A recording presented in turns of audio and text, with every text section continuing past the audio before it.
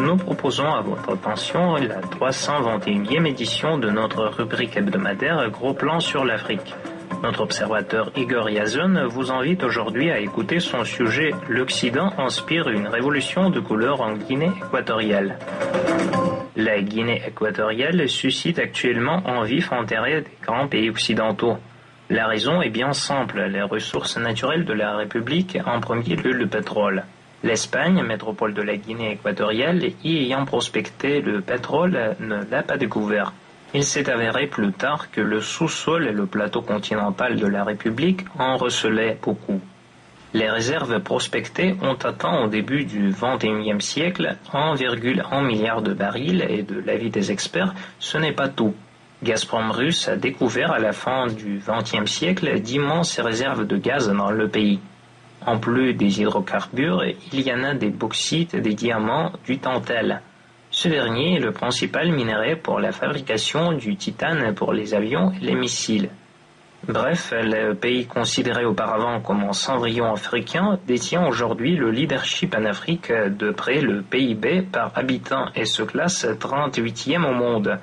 L'Occident voudrait bien sans doute contrôler les ressources de la République, mais l'antipathie non dissimulée envers lui du président Obiang Nguema Mbasogo l'empêche de le faire.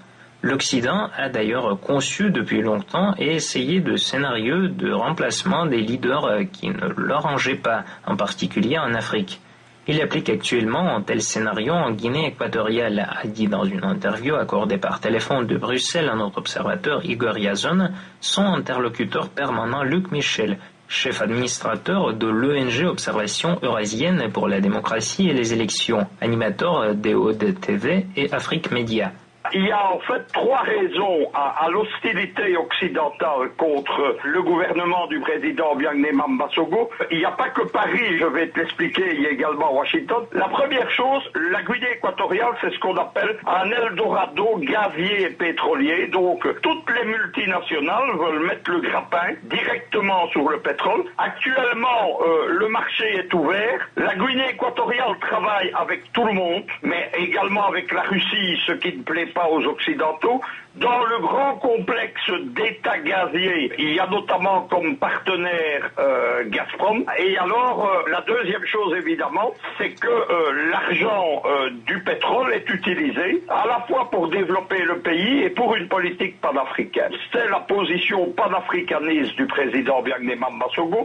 Il a pris la succession de Kadhafi, il a lancé ce qu'on appelle le nouveau panafricanisme. C'est un chef d'État qui dit « nous regrettons le colonel Kadhafi ». Il avait raison et qui essaye de réaliser un certain nombre de ses réalisations pour unifier l'Afrique. Troisième raison pour laquelle il est un défi à l'ordre occidental, c'est que c'est un modèle de développement alternatif qu'on appelle l'émergence 2020 et qui commence à intéresser les pays voisins. La réaction, elle est simple. La cible, c'est l'année 2016. L'année 2016, il y a des élections générales, dont des élections présidentielles. Et donc, à Washington et à Paris, à Madrid, à Berlin et à Londres, on a pris en main chacun de son côté deux grands réseaux de déstabilisation. Le but, c'est chasser le président. On va dire un mot très rapide du réseau américain. En août 2014, il y avait le sommet USA-African Leader à Washington. Obama a désigné là-bas 13 pays officiellement dont les présidents doivent partir. Il y a la Guinée équatoriale, mais il ne s'est pas arrêté à ça. À 800 mètres de là, dans les locaux du Congrès en face de la Maison-Blanche à Washington,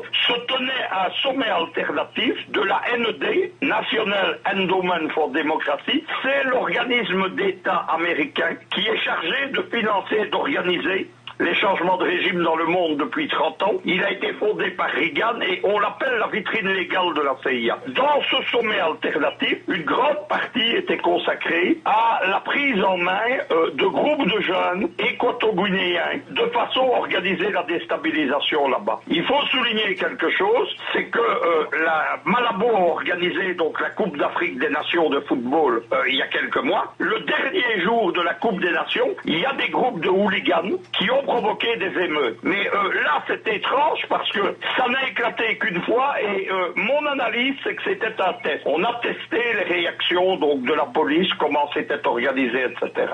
C'est l'opposition organisée par les Américains au niveau d'ONG, de groupes de jeunes, la prise en main de groupes de rappeurs et de musiciens. À Paris, à Madrid, à Berlin et à Londres, on organise une autre opposition qu'on qualifie d'opposition équato-guinéenne en exil, c'est la fameuse Corrète. Il faut souligner tout d'abord qu'il y a 4 Corrètes, une par ville. Il y a une Corrète Madrid, une Corrète Paris, une Corrète Berlin. Ils ne s'entendent pas entre eux, sauf pour faire quelques conférences de presse. Ils ont déjà élu des secrétaires généraux différents. Et au niveau de la Corrète Berlin, il y a d'ailleurs cette semaine une scission. La scission, elle se fait parce que derrière la Corrète, il y a des financements occultes, notamment de l'État français. On va y revenir. Associé à la Corrète, il y a un groupuscule qui s'appelle le PPGE, Parti Populaire. Il est dirigé par un opposant qui s'appelle Severo Moto. Il est réfugié à Madrid. Severo Moto est l'auteur d'au moins 4 tentatives de coup d'État en Guinée équatoriale, notamment en 1995, en 2004, en 2007 et en 2010. C'est quelqu'un notamment qui a tenté un coup d'État en 2004 avec des mercenaires. Des mercenaires britanniques et sud-africains financés par un des fils de Margaret Thatcher, Mark Thatcher. Il y a un troisième groupuscule qui est associé à la Corrète, c'est la CDPS, Convergence pour la démocratie sociale. C'est un parti qui, lui, s'est fait légaliser en Guinée équatoriale, où la vie politique est libre, c'est pas une dictature comme on le raconte, c'est un ancien régime de parti unique mais qui a su évoluer. Et donc la CDPS a un député au Parlement. Elle est présentée par les médias occidentaux comme le seul parti d'opposition. C'est pas vrai. Il y a 20 députés d'opposition au Parlement de Malabo et certains partis sont représentés dans le gouvernement d'Union nationale du président Obiang-Némah Mbasogo. Derrière tout ça, la Corrète a longtemps été groupusculaire. On a organisé à Paris un front uni de tous ces groupuscules fantoches aux mains des Occidentaux.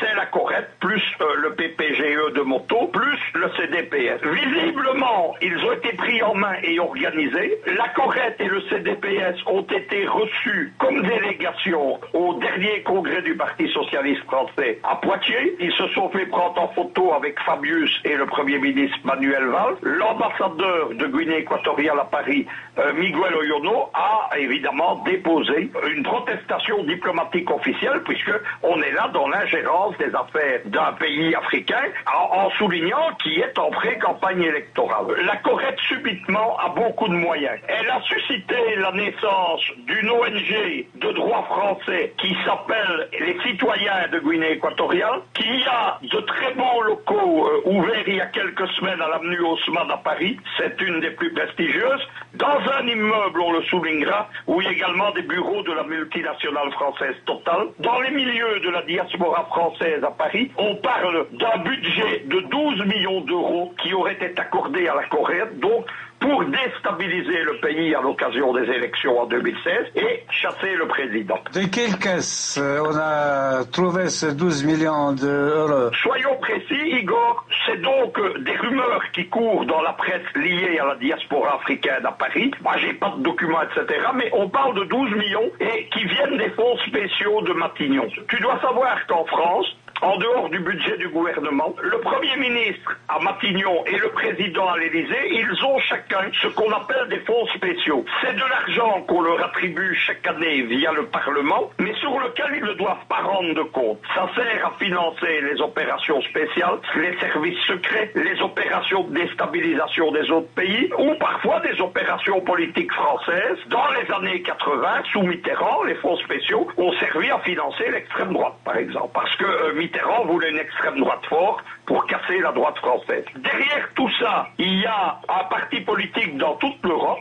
c'est le groupe des Verts. C'est eux qui, depuis 2013, ont pris en main donc la Corrète, forme l'aide, l'ont introduite au Parlement européen. Actuellement, la Corrète mène une tournée politique qui a commencé à Paris. Ils étaient à Bruxelles et ils sont en partance pour Berlin. Il ne faut pas s'étonner de voir les Verts ici. En 1980, les Verts, les écologistes, donc c'était des pacifistes. pacifistes. Ils étaient contre l'OTAN, ils étaient contre la France-Afrique, mais immédiatement ils ont été infiltrés par des libertaires atlantistes pro-américains, comme le célèbre Daniel Cohn-Bendit, et ils sont devenus un des partis les plus atlantistes au Parlement européen, en France, en Belgique. Ils soutiennent toutes les agressions de l'OTAN, et ils ont d'ailleurs été surnommés par les gens qui, comme moi, sont vraiment anti-impérialistes, on les a surnommés les verts kaki. Voilà donc la situation de cette opposition. Elle a créé également une mini-télévision qui s'appelle Correct TV, qui fait des clips. Ils ont lancé une grande campagne de diffamation contre le président Byangnéma Mbasogo, soutenue par des ONG comme Human Rights Watch, etc. Il est accusé d'avoir fait une vague d'assassinats politiques. Pour comprendre de quoi il s'agit, vous allez dans le rapport d'Amnesty International il y a un an, qui n'est pas en faveur de Malabo, qui est tout à fait contre, vous ne trouvez pas trace de ce qu'on reproche à Obiang-Néba un an après. Dans les gens qu'on l'accuse d'avoir assassinés, il y a des assassinats politiques qui ont été faits du temps de la dictature du président Martial, avant 1980, et précisément Obiang-Néma Mbasogo a fait un coup d'État qu'on appelle le golpe de la libertad, le coup d'État de la liberté en 1980, qui a mis un terme au régime de Mathias, qui était un régime sanglant, dirigé par un fou furieux. Severo Moto, lui, dans certaines déclarations, il accuse Obiang-Néba, par exemple, d'être cannibale et de manger des parties du corps de son ennemi. On est dans la bouffonnerie.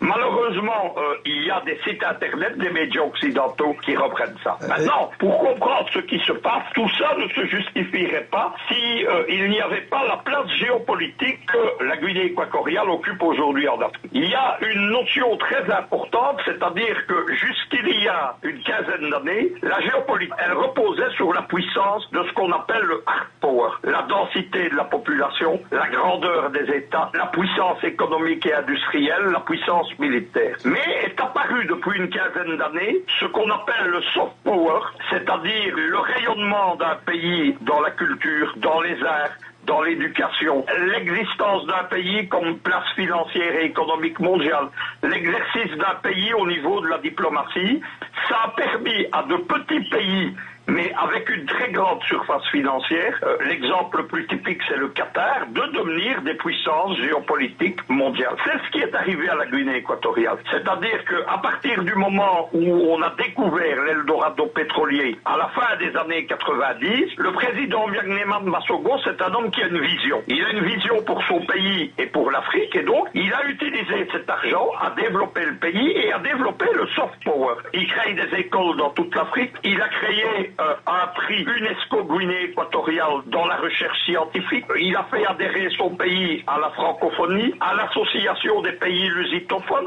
ce qui lui assure une place dans de grands ensembles culturels géopolitiques. La francophonie, elle assure aussi la puissance géopolitique de la France, par exemple. Et donc, il est devenu, après la chute de la Jamaïria, le centre de ce qu'on appelle le nouveau panafricanisme et qui vise à donner un nouveau souffle à l'unification de l'Afrique. La première génération, dans les années 60, ayant échoué en grande partie, le deuxième qui a essayé, c'est Kadhafi. Il a vu son pays détruit et il a été assassiné.